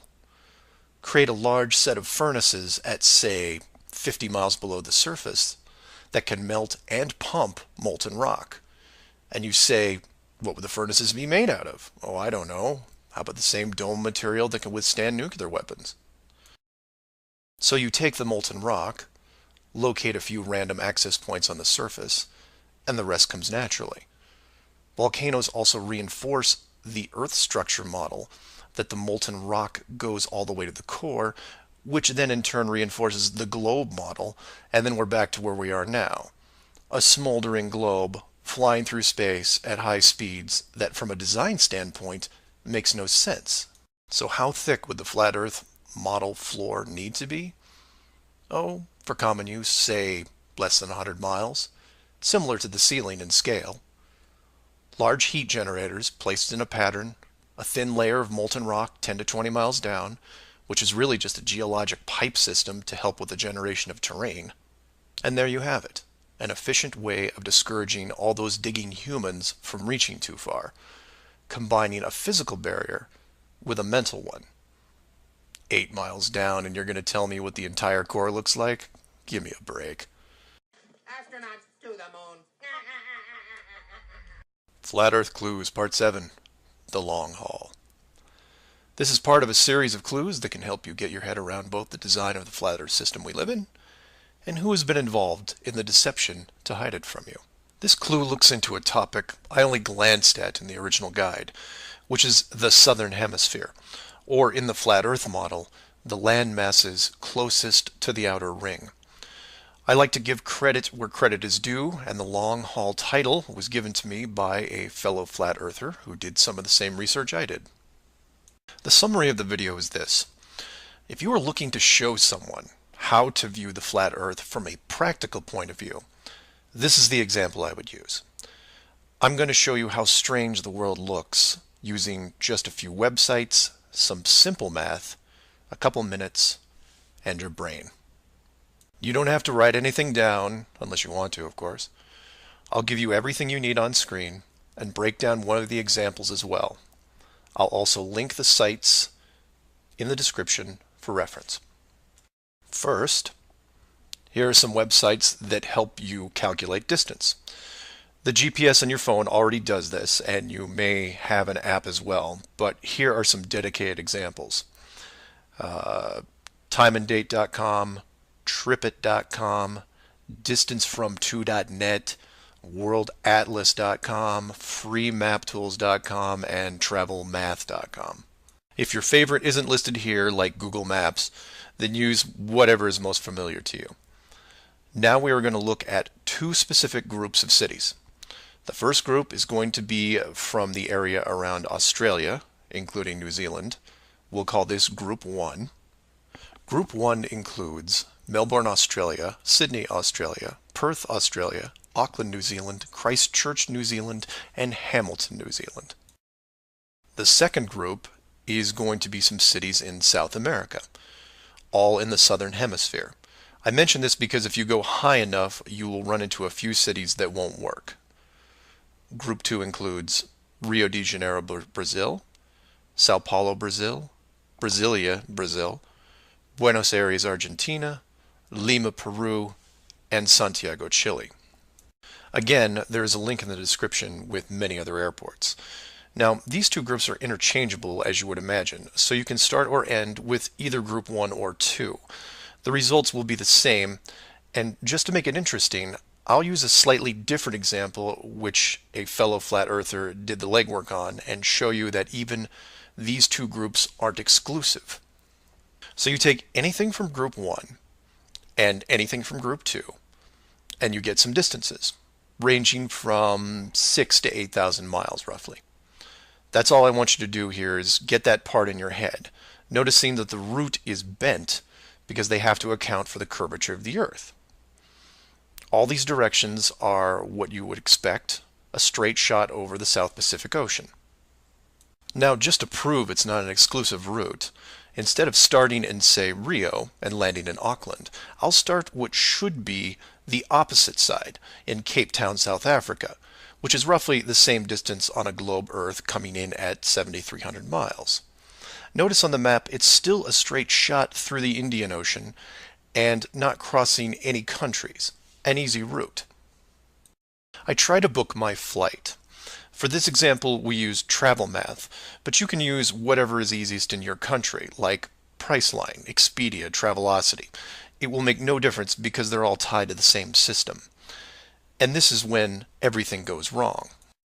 So the first leg, the airlines don't send me due east, but instead shoot me 4,700 miles almost due north to Dubai. Okay, maybe we're just picking up people. Seems a bit excessive, but I'll go with it. I'm probably comfortable in my seat drinking vodka tonics anyway. And from Dubai, it should be a straight shot home to Auckland, right? No. Now they send me southeast to Melbourne, a mere 7,300 miles. And then finally a third leg from Melbourne to Auckland coming in at around 1,600 miles. I'm rounding up or down to make the math easier. Regardless, the total miles for this flight is almost double what should be expected, coming in at 13,600 miles. In addition, the trip took me 37 hours. How long should it have taken? Well, in a 777, about 12. Now this is where you come in and say, well, it's probably an isolated incident, or some strange connection thing. You know how the airlines are. Oh no, my friends. We can do this all day. This roulette table is rigged, and there is no way to get a fair game. The first part of the clue is the utter lack of non-stop flights from anywhere in this hemisphere, which is why I gave you multiple cities in each group. And here's the plot hole for you. Flying from international cities like Sydney, Rio, Santiago, or anywhere else close by, you can't get a single non-stop flight, no matter how much money you pay. I tried to do this for an entire night, and it was like playing an online casino game, one that I was losing most of the time. The connections kept coming in like spam windows. Start in Christchurch, go to Auckland. Start in Auckland, go to Sydney. Start in Sydney, go to Dubai or Los Angeles or somewhere else that makes no sense. Some of these connections took the trip over 50 hours to complete. Go ahead, try it yourself. You may find one nonstop. But even then, the strangeness doesn't end there, because the speed is wrong. For reference, I included an optimum cruising speed guide from a commercial pilots forum that lists all the international aircraft used in these routes. A 777, the current state-of-the-art flagship plane, designed for maximum fuel efficiency, has a cruising speed of 640 miles an hour. 7,400 miles comes in at around 12 hours. Try to find this route. It doesn't exist. It can't. The closest I came was a one-connection flight with a 3-hour layover. The total flight time was 20 hours. 20 take away 3 is 17, not 12. And this might work if the plane was doing, say, 430 miles an hour. But it's not. In fact, the slowest cruising speed I found was an older Airbus just around 593. But this is all just numbers, right? It is until you pull up the flat Earth map and look at the farthest 2 points, which just coincidentally are anywhere in Australia and most of South America. Or my example of Lower Africa, which you can see isn't west at all. It's a shell game, and a very good one at that. Keep people guessing with multiple connections and layovers, jumping from city to city. People just sit in their seats, trying to sleep through it. And then it hits you. Well, the pilots would know, right? They fly all day, every day. Certainly, they would have figured it out by now. Some of them would get suspicious, sure. Any decent navigator will be able to work out the speed, fuel consumption, and odd connections. But imagine what they would have to get their head around. First, they would have to ignore the world GPS system that has been leading them to their destinations without error. If you want some interesting side reading, check out the link on the history of the GPS. And I quote, "Developed in 1973 to overcome the limitations of previous navigation systems, integrating ideas from several predecessors, including a number of classified engineering design studies from the 1960s. Oh, and by the way, was created by the Department of Defense, the same people that closed off Antarctica." GPS went fully live in 1995. So if you were a pilot before then, you might have been able to pick up a breadcrumb trail. After that, very difficult. Plus, let's say you did figure out that something was off. Who exactly would you tell? The FAA? You would be looking around and wondering why you were the only one to see it. And then what? You make the leap of faith and see that the entire map system is wrong? Never gonna happen. You might as well just tell them that an alien spacecraft followed your plane around for 2 hours. We know what happens then. Start playing Flight Time Casino for yourself. See what interesting things you can discover. And while you're at it, show it to any pilots that you know. But don't forget to leave the words flat Earth out. Because that's crazy, right? Astronauts to the moon. Flat Earth Clues, Part 8. The Creative Force. This flat Earth perspective takes a look at the design from the ever-present why standpoint. And although it will review some of the dome technical features already discussed, I'll try to do it from a different angle, or more specifically, why I might build it. Someone mentioned to me recently that while the dome was a very big concept, it made the world much smaller. Kind of like what Admiral Byrd expressed in an interview all those years ago. This someone also said that it made them sad, which I understood. And while I did what I could to comfort this person, I realized that I could have done more. So this video is for the people who look upon this world with their new eyes and start drifting into a state of melancholy. To preface, this isn't jail, nor are you lab rats. And before I'm done, I hope to show you a version of why. To start, let's look at an old story, one that you may have heard involving another enclosed world, kind of like yours. I say kind of like yours because the finished design that you are sitting in right now took several revisions in just about every aspect, much like any project. You come up with ideas, you see what works and what doesn't, and you improve the process until you come up with something that, while not everyone agrees upon, satisfies the best of all criteria. One of the first dome layouts involved a race of people who were supremely driven by ambition. They didn't have a word for lazy or fear. They absorbed knowledge very quickly, incorporating physics, advanced electronics, engineering, and drove their technology with energy from the enclosed world itself. And when their technology had reached the point where the dome's structure was discovered in its entirety, there was no reaction of wonder and awe. They just looked up and squinted at the sky. Eventually, those squints turned into glares. Oh, they had religion, to be sure, and it was tied to their daily lives, but to them, this wasn't religion. It was a challenge. Almost like they weren't that impressed. Hard to fathom, right? Seeing that your world had borders, but instead of being afraid, shaking your fist at the sky with arrogance. But that's what they did. so much confidence and might that when they found out where they really were, a new priority was created. At first, they dedicated broadcast channels to calling the dome builders out, demanding answers, and ran them day and night. At the end of each cycle, the words kept repeating, "We know." But arrogance ebbs at patience, and their demands were met with silence, which was taken as blatant dismissal. This fueled their ambition even more. The people withdrew all their efforts from breaching the outer barrier and formed a new plan. If the creators were not going to submit, then they would build a bridge and meet them at the gates. So a building was designed, but to call it a building was to call the pyramids a sand castle. It was the greatest structure ever conceived, at least to them. It was to be over 30 miles wide and hundreds of miles high, enough to reach the dome ceiling itself, where they would meet the builders face to face. They abandoned nature completely and pushed aside ecologic systems to accomplish their goal. They cannibalized entire mountain ranges, which they used to admire and love, to acquire the raw material for the awesome structure. The work crews built with flawless precision, and it was obvious that it was going to succeed. A bridge to the edge of the sky itself.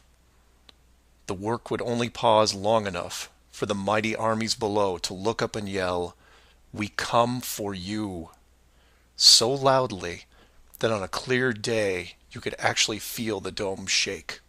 And the creators, faced with their first great challenge, decided to start again.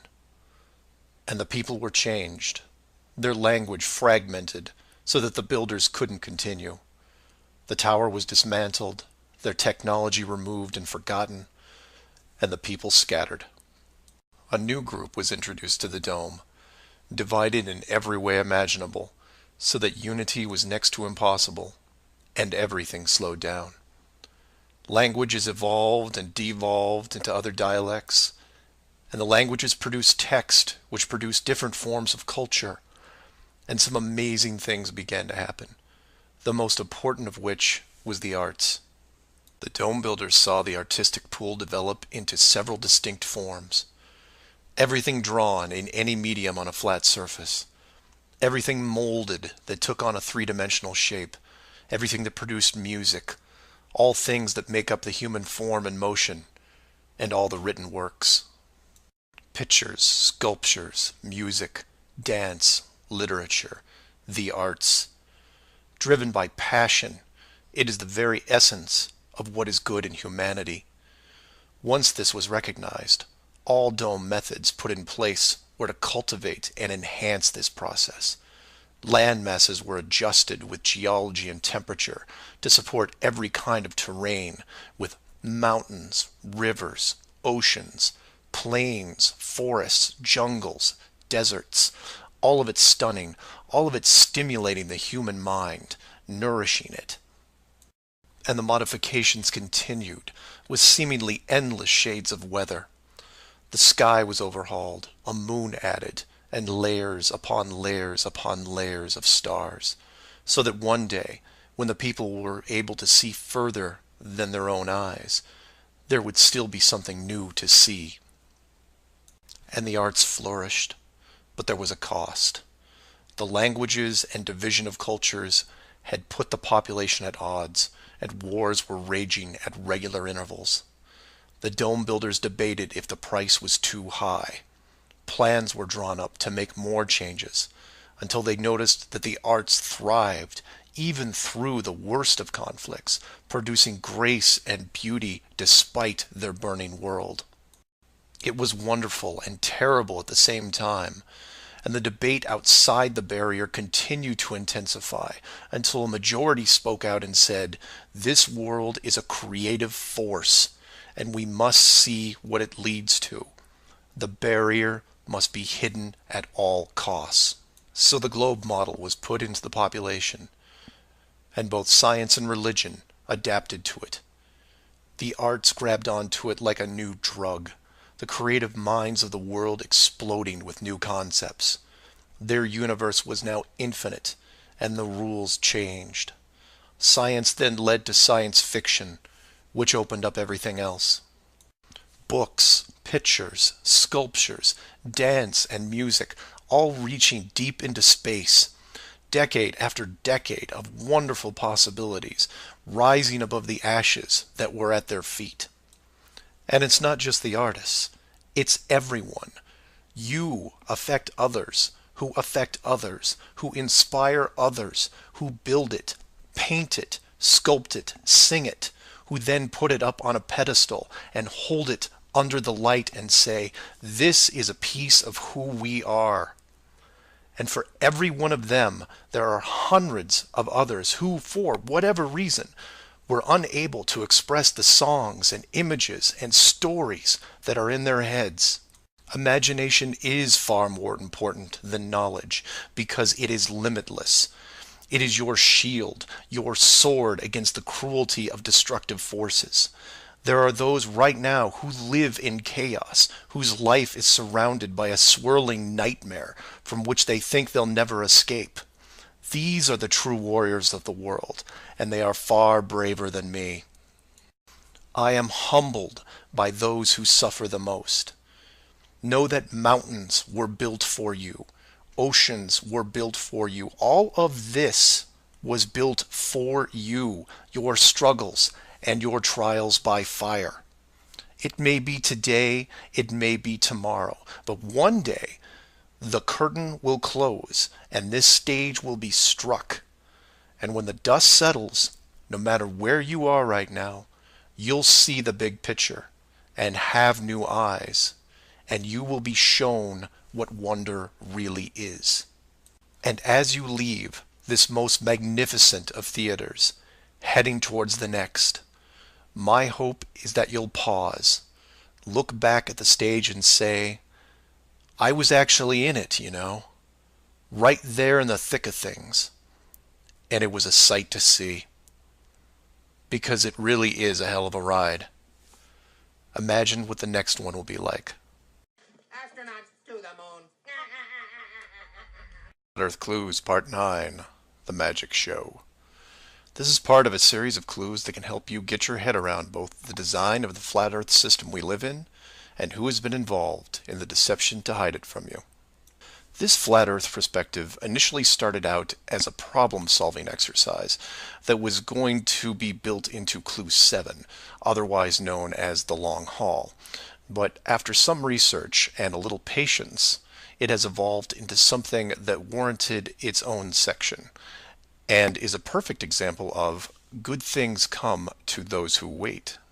So emails and phone calls have been coming in, almost all of them positive. Several people from around the world commented on the southern plane routes. They said that while 95% of the long routes in that hemisphere were connections, which in itself raises red flags, there were a few pesky non-stops that seemed to contradict the overall logic. The question then posed to me was obviously, are they real flights? Could they be put there to throw the Flat Earth group off?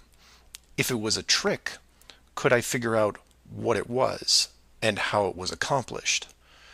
I accepted the challenge and started my impression of Morgan Freeman as he went up against the Four Horsemen magician crew. Now, admittedly, I was skeptical to start, because the flights went against the third rule, that being the flat Earth has no shortcuts. Only a globe has shortcuts. As in magic, I had to assume the rule was not being broken, but only hidden, or having the illusion of being broken.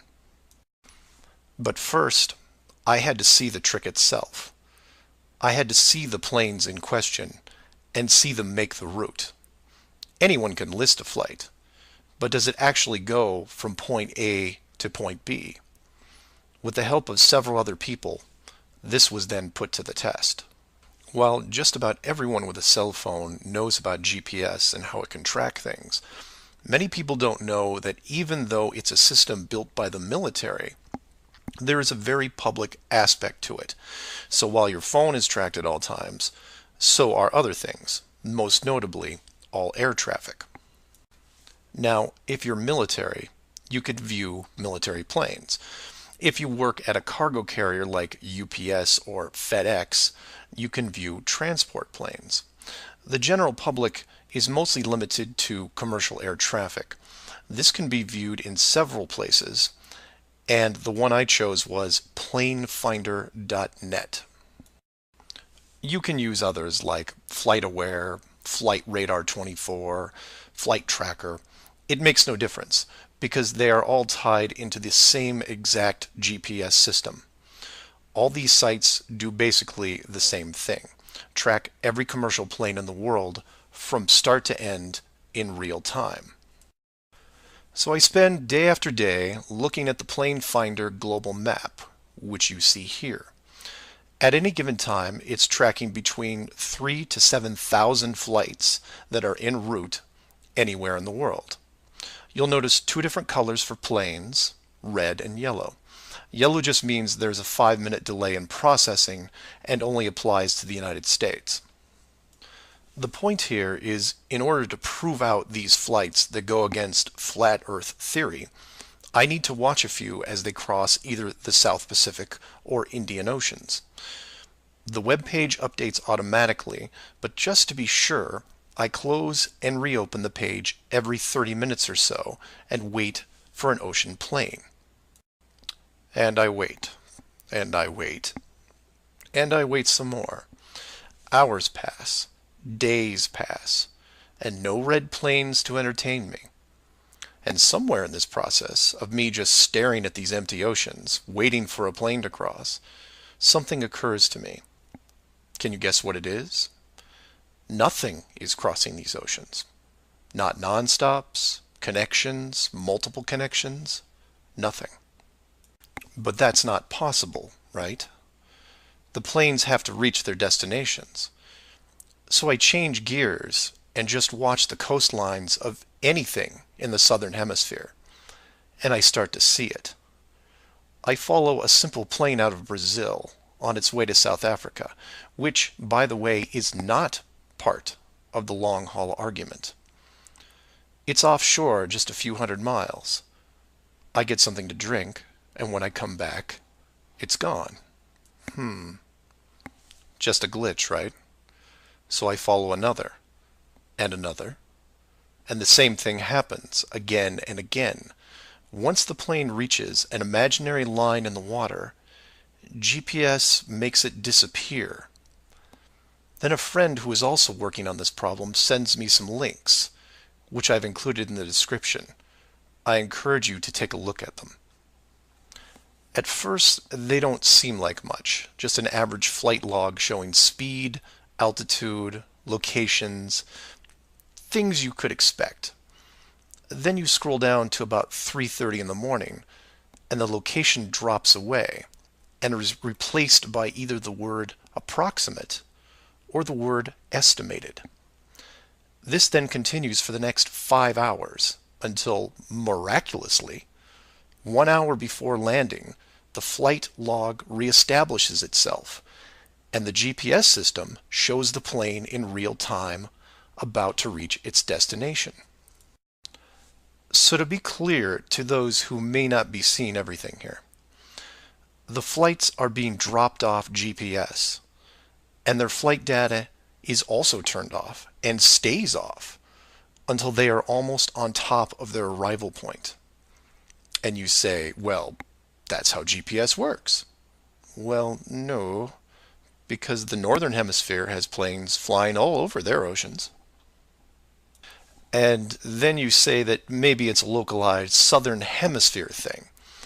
And I say, then why are all the flights over or near land perfectly tracked? Furthermore, this is a US-based system with Americans flying on vacation every single day.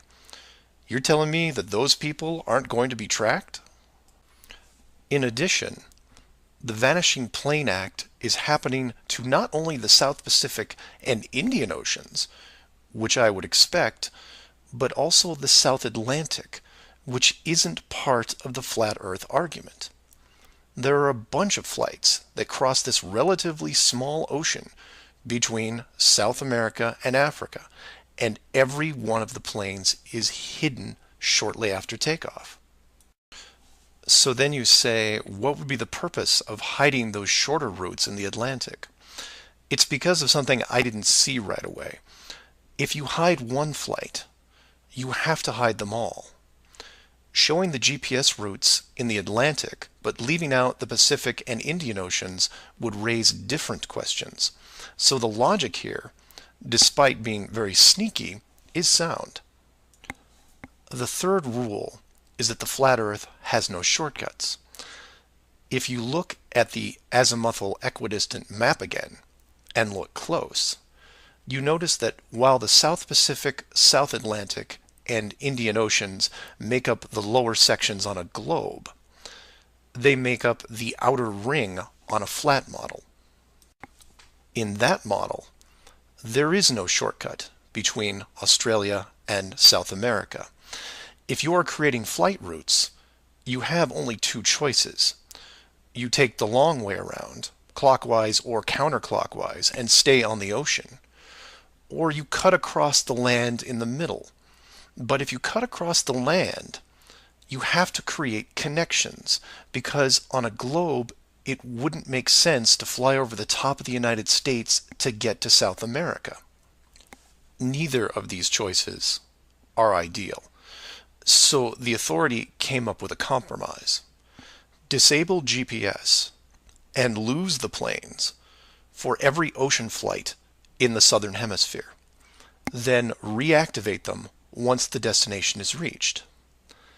This is just one of the lengths that they are willing to use to keep you from seeing it.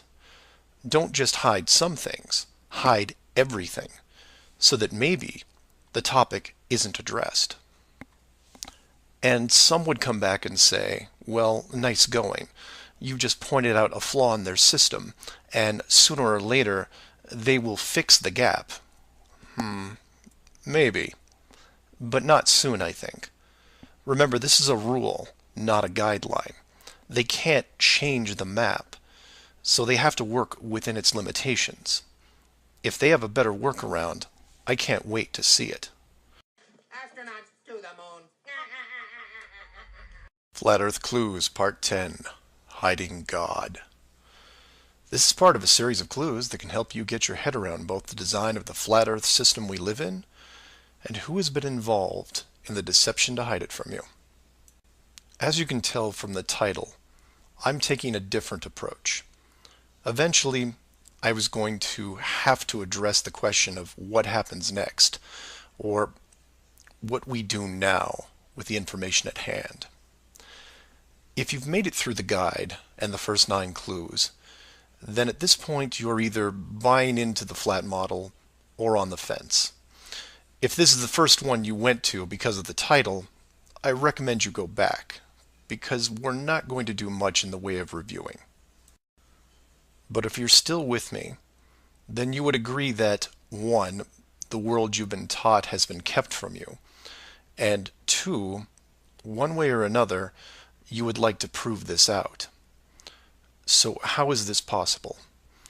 The authority in question who created what you call the globe is guarding all the gates.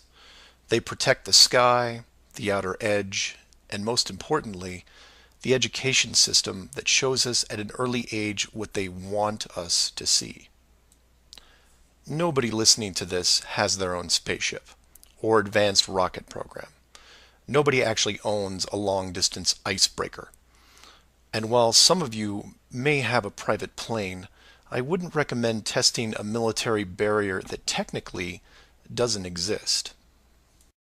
But then again, you have to remember that this is not the story of David and Goliath.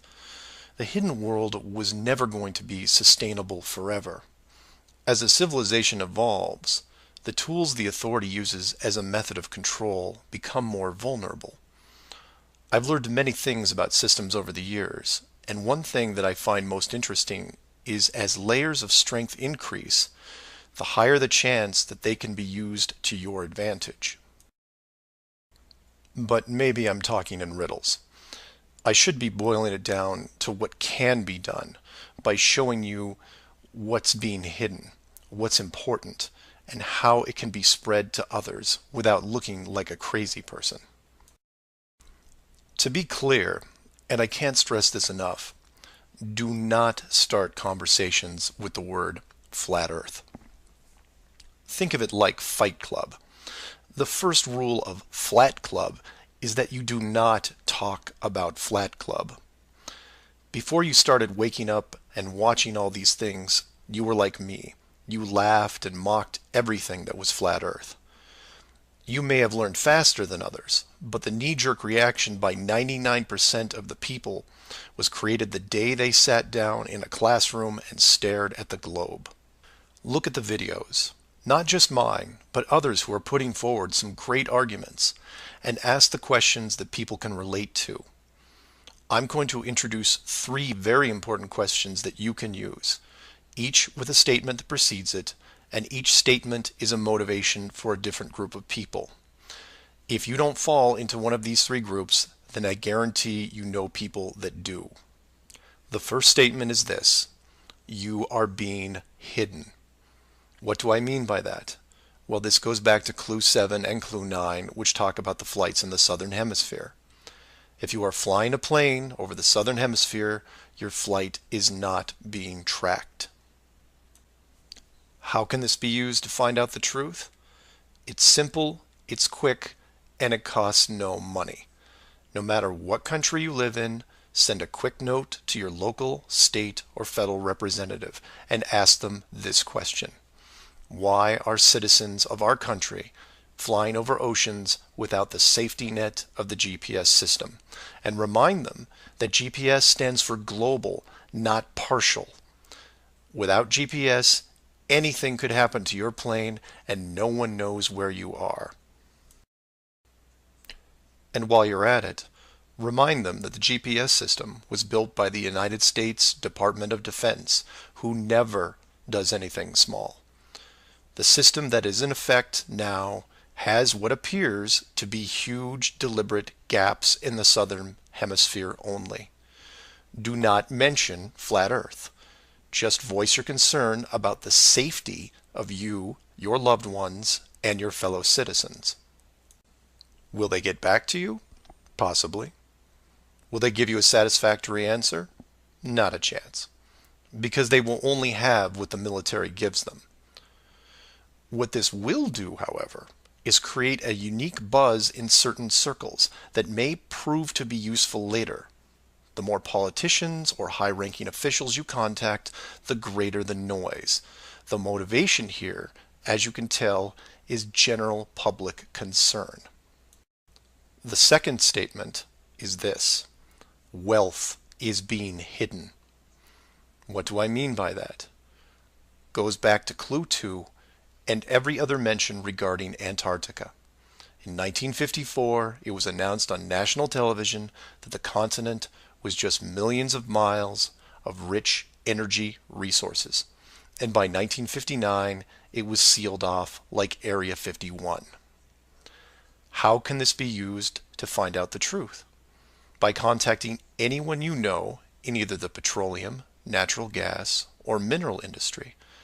This means ExxonMobil, British Petroleum, Royal Dutch Shell, Chevron, ConocoPhillips, BHP Billiton, Rio Tinto, Glencore, Anglo American, and there are many others. Find anyone in these companies and make inquiries about their prospects in Antarctica. Send them the link to the Admiral Byrd interview and ask them why, if there are no environmental conflicts regarding oil, gas, or mining, why aren't they allowed to even petition the idea, even when the world's energy resources are dwindling more every day? Put the sound of money in their ear. They may not be able to break through the decades of red tape laid out in front of them, but it will create a buzz from a different side, the motivation of greed, and of pristine resources just begging to be harvested. And finally, to preface the third statement, I need to thank all the people who have sent me stacks and stacks of biblical scripture, asking me to stop dancing around the title of the flat model and call the structure what it really is. And you know, they have a point. I have put myself at a distance because I want to reach people who are outside of religious faith and even outside of general conspiracies. But for all those spiritual groups who have contacted me, I can now, however, say with conviction that this third statement is this: they are hiding God.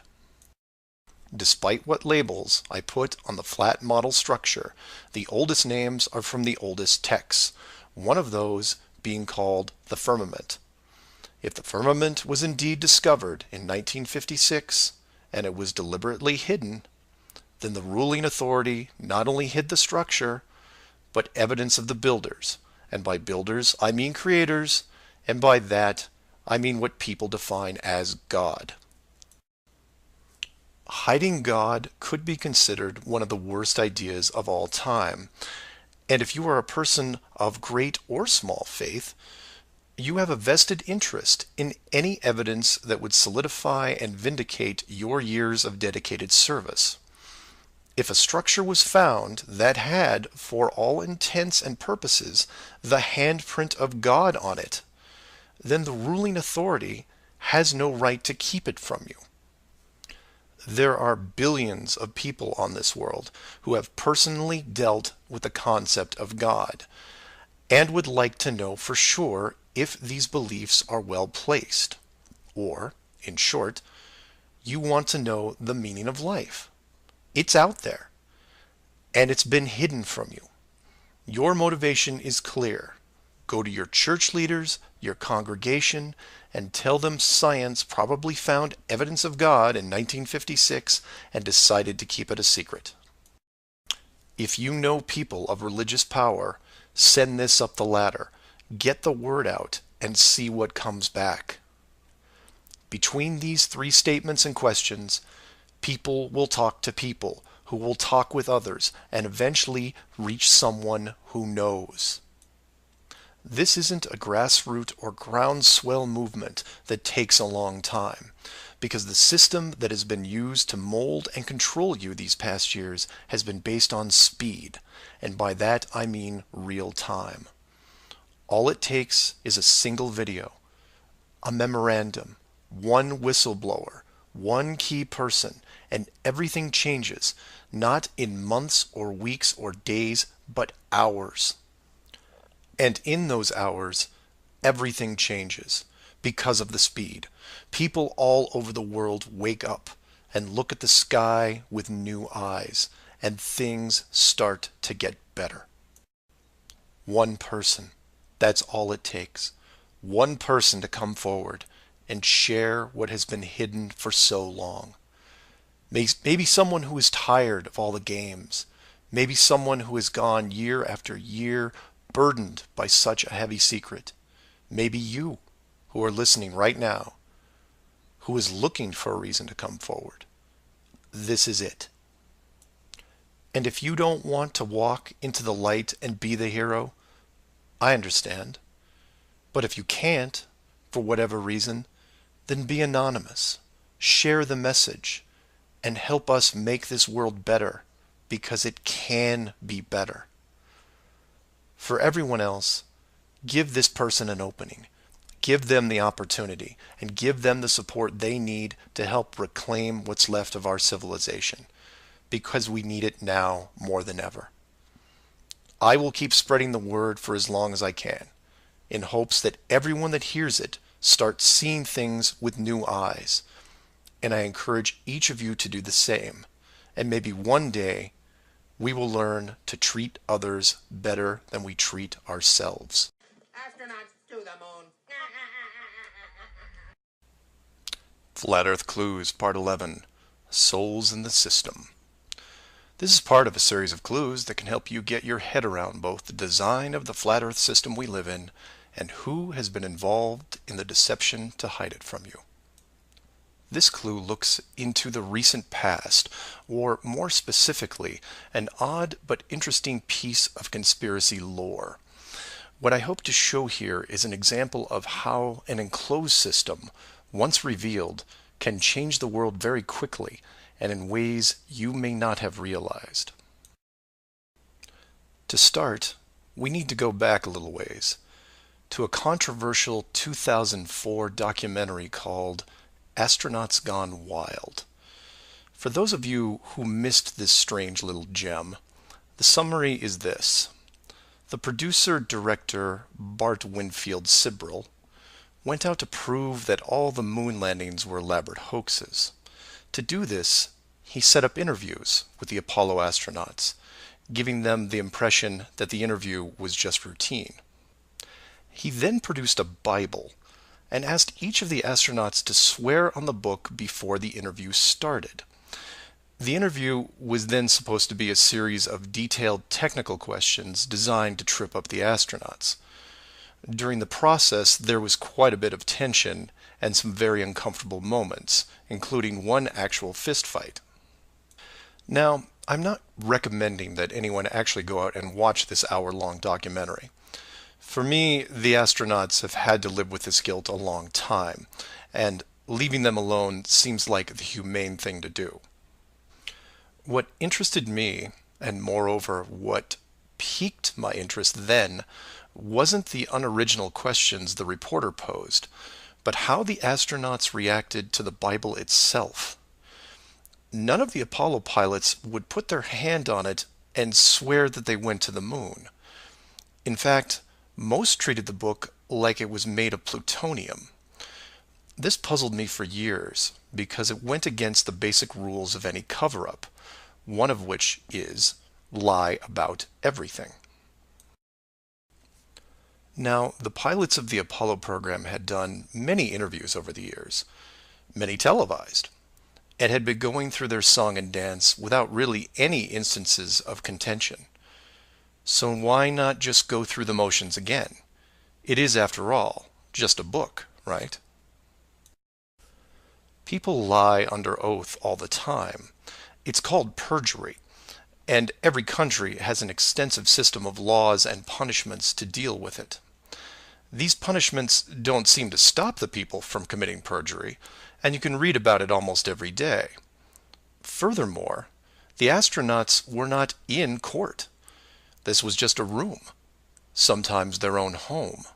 So swearing on the book would, for all intents and purposes, be meaningless.